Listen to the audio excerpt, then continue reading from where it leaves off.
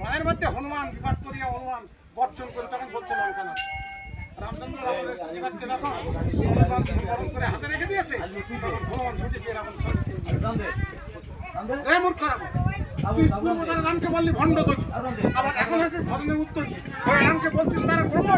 কারণ তার ভক্তওয়ালা পূর্ব কিসে একবার মেশো একবার পিসে, এটা তোর পুনরেরই ধর্ম। তোর জীবনে ঠিক এমন তুই গণ্ডমূর্তের শিরোমণি তার ইন্দ্রতুল্য লক্ষ্যপুত্র মরে তাতে তিন মাত্র নাই বিষাদ মস্তের বেটার এত সাত দিনে দিনে আটুনি বেরোতে যেমন জগতে আছে এত পুত্রের শোকে বসে এদের এক অধমাশ্চর্যের মতো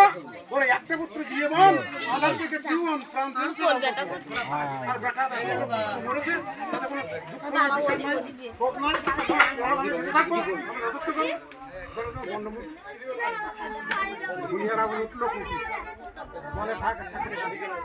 আরো বলছে কি বলেছে শোন মূর্খ রাবণ, পুত্রের জন্য জগৎ জন্য করে ধন উপার্জন, পুত্রের জন্য হয় ভাজ্যার প্রয়োজন, দেখলে পুত্র নরকে পায় আবার সেই পুত্রের পিণ্ডে দিলে মুক্তি পায়, এটা মুক্তি পায় বলে বেটা ভবের বাসে পুত্র এমনি হয় তোর এতগুলো পুত্র মরেছে তাতে কোনো শোক বিষাদ নাই দুঃখ নাই। শুনিয়া রাবণ উঠলো কপি থাকরে কপি ন্যাঙুর ধারে তুই জটাধারীর দুধ পাশানো ভাসিল জলে আর বানরেরা কথা বলে আমি রাম নামের বলতে দেখি না ভগবান। রাবণ মনে মনে চিন্তা করছে যে মূর্খ মানুষ আমার পুত্রগণ অক্ষয় ইন্দ্রজিৎ অধিকার ধূম্রলোচন ভক্ষলোচন এদের সঙ্গে দশরথের পুত্র রামচন্দ্রের সমন্বয় জ্ঞান করতে পারে তুলনা করতে পারে, সেই মুখের সঙ্গে আমার বাদ্য সম্পদ করা তাই হনুমানের দিকে প্রত্যাগ করি পুনরাবন দয় নয়নে বাড়ি ওহে রামচন্দ্র বাড়ি যদি বলো দয় করে নিয়ে দয় নাই রে দয় হিনে পাঠান দয় হিন ধরো তনু তুমি পাঠানের তো কই দিলে পাঠান তো মাইন করবে দিয়ে তোমার ওই যদি প্রদীপ বলে দয় না করো কেন প্রদীপ তখন নাম ধরো তোমার পদে জন্ম করতে পারবনি রাবণের তবেতে হরি ধর্ম রোদনও করি বলে আয় আমার বলে চিন্তা ফেলে দিয়ে তুই বহু প্রসার করে বলছে রাবণ তুই আমার পরম ভক্ত তুই আমার বুকে আয় আমি তোকে হত্যা করতে পারবো না। তখন রামচন্দ্র আহ্বান করেছে রাবণ তখন রামচন্দ্রের কাছে না গিয়ে আরো দূরে সরে গিয়ে করজোড় করে বলছে ওগো দীনবন্ধু এই ভবসিন্ধু তুমি আমারে পার করে দাও।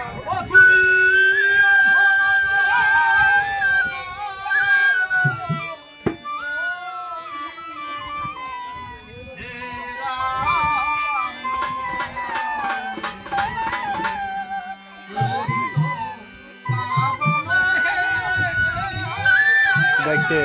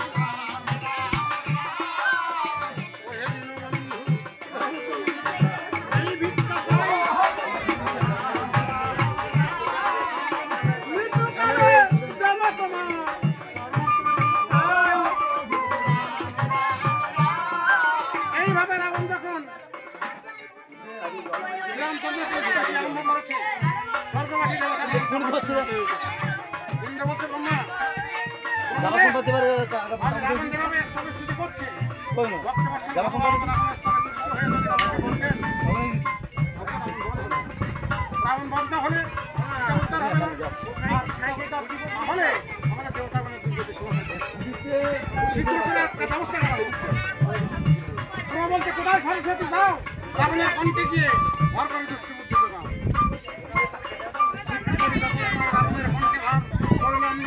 রাবণের সরস্বতী সঙ্গে সঙ্গে ভুলে গেল ভক্তি কত ভক্ত কটু মুক্তি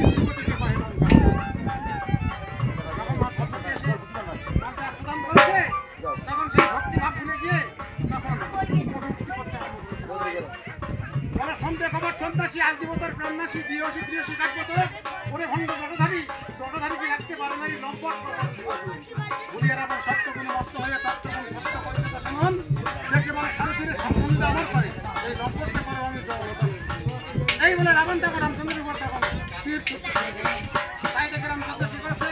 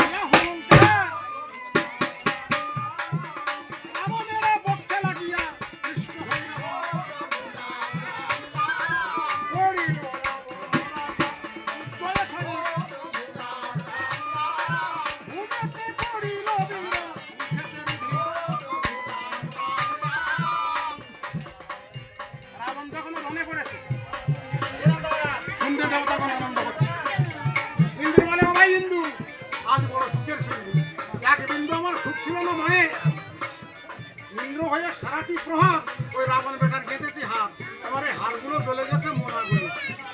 বলে ভাই কেমন বলছি এমন কথা রাখ ওটা ভারী ওষুধ ভেবে যাক ভবিষ্যৎ কয়েকটা দিন দেখ তখন শুনে দিয়ে দেখে আছে তখনও রাবণের গায়ে শরীর আছে তো উড়িয়ে শরীর সমানকে দিয়ে কয় বলে পিতা চিতায় পুড়ে হলে চাই তবু ওটাকে বিশ্বাস নেই ওকে দেখলে আমার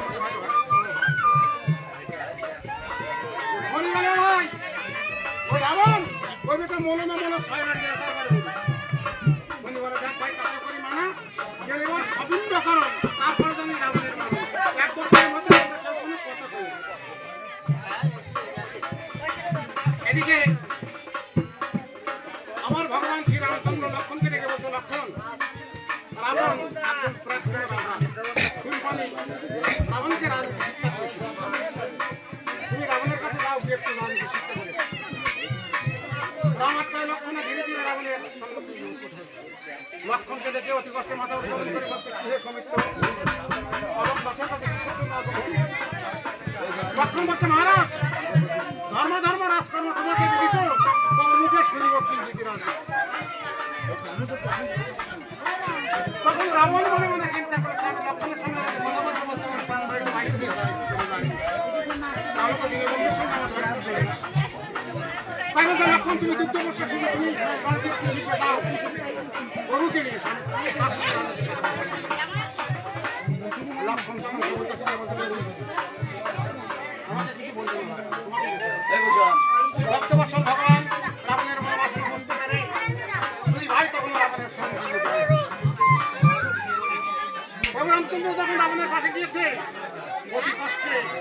নিয়ে বসেছে রাবণ। গর্জন করে বলছে, প্রভু তুমি এসেছো বলে। বাবা প্রভু তোমাকে আমি কি রাজনীতি শিক্ষা দেবো? তুমি তো ব্রহ্মাণ্ডের কর্তা, ব্রহ্মাণ্ডের মালিক, সবকিছু তুমি জানো। আমি কিছুই জানি না। তবে করিতে উত্তম কার্য বাঞ্ছা যাবে, হবে আলস্য তেজিয়া কর্ম তখনই করি। অলসে রাখিলে কর্ম উত্তর হওয়া ভাব, কইছিল রঘুনাথ প্রমাণ তাহা। কাটিয়া সুমেরুগিরি সরকার একটা করে দিতাম সিঁড়ি। এই একটা শুভকর্ম ছিল আমার চিত্তে, লবণ সাগরের জল ওই জলটা করিয়া বদল আমি দুটো এই দুটো আশা আমার ছিল, কিন্তু আল্লাহ কাল করবো, আল্লাহ করতে পারবো, এই করে আমার এই শুভ কাজ। তাই শুভ কার্যং শীঘ্রং গতি, অশুভ কাল হল। শুনো তুমি কাল বরং, অশুভ কাজ শীঘ্র করো মন্দ। অশুভ কাজ সূর্যনকার কথা ধরি, অশুভ কাজ শীঘ্র করি। এই দেখো সমাংশে মধ্যে বলছি রাম। তবে আমি আর কথা বলতে পারছি না প্রভু, আমার জিও পর্যন্ত মৃত্যু কালে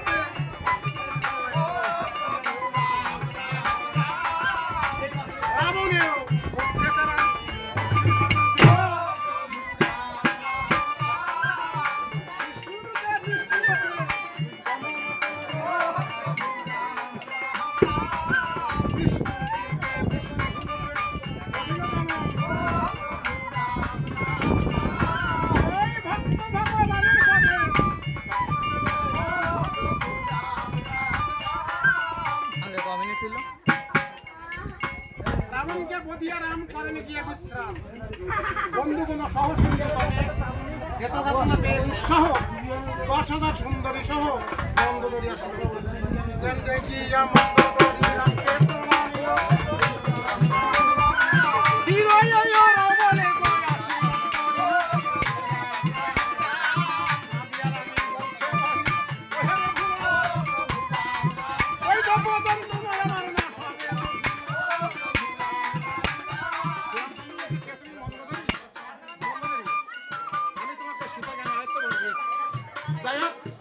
তোমার স্বামী সীতা সুন্দর প্রতিষ্ঠিত থাকবে, বসে থাকবে তোমার হাতের শাখা শীতের শীতে। লক্ষণ যাও, অশোকখানে আমাদের সাথে কেন রাম আজ্ঞায় লক্ষণ ধীরে ধীরে অশোকখানে গিয়ে গান গাও নতুন কি করবো তুই যাও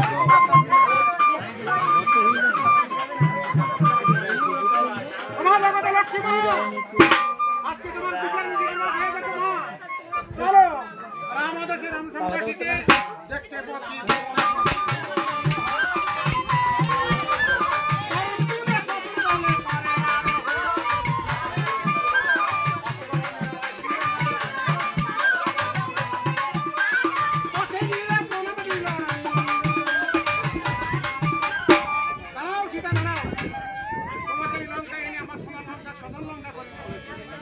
মনে ভেবেছ রামদান শোনে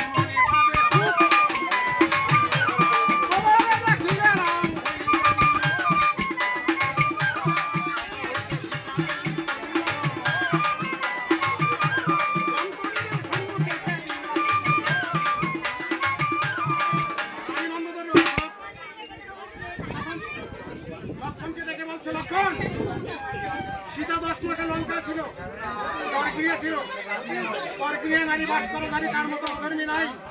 স্বামী সঙ্গ সারি থাকে পাড়ার বাড়ি তার মতো অধর্মী নাই। তুমি সীতাকে আমাকে সীতাকে অগ্নি পরীক্ষা দিতে হবে, কঠিন পরীক্ষা দিয়ে সীতা যদি অগ্নি পরীক্ষায় উত্তীর্ণ হতে পারে তাহলে সীতাকে আমি গ্রহণ করবো। তা না হলে আমি সীতাকে গ্রহণ করবো না, গ্রহণ করবো। এ কথা শ্রবণ করি সীতা দেবী তখন কেঁদে কেঁদে বলছে, দেবা আমি আজ ছিলাম সন্দেহ করে এসার জীবন আমি রাখবো না। আমি রাম ছাড়া কিছু কোনোদিন কোনো কিছু চিন্তা করিনি, ভাবিনি। রাম ছাড়া কোনো কিছু বলিনি, রাম ছাড়া কোনো কিছু। এই যদি সত্য হয় তুমি জানো লাগুন আমি এখনই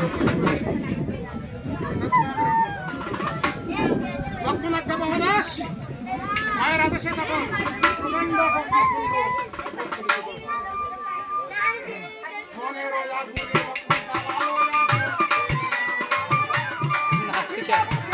যাবো হচ্ছে বাড়িতে যাবো যাবো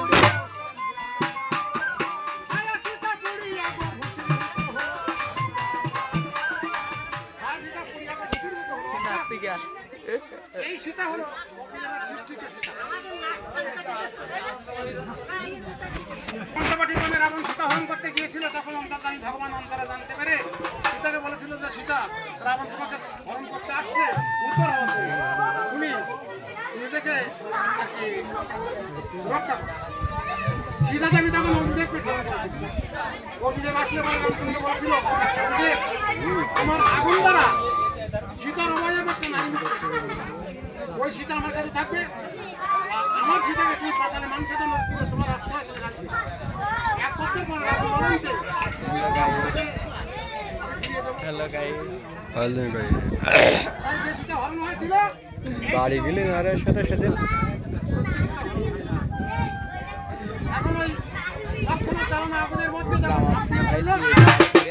খাইতে বলে মাংস টাংস কিছু দেবো না এই জামা তুলনা তুলি তুই আমার কাছে পাবি এই জামা না তোর মাংস দেবো না আজকে ডিম দেবো না ভাঙা ডিম দেবো মাংসের হাত দেবো তোর এ আমরা বলো ফর্মে সেমিতে গেছি পাগল তোরা তো কোয়ালিফাই তো বাকি হচ্ছে কিছু দিবি না আজকে? হ্যাঁ প্রথম খাদ্য লাস্টে লাস্টে খাচ্ছি কয়লা মিছিল দেখ কি করো না হয়ে গেছে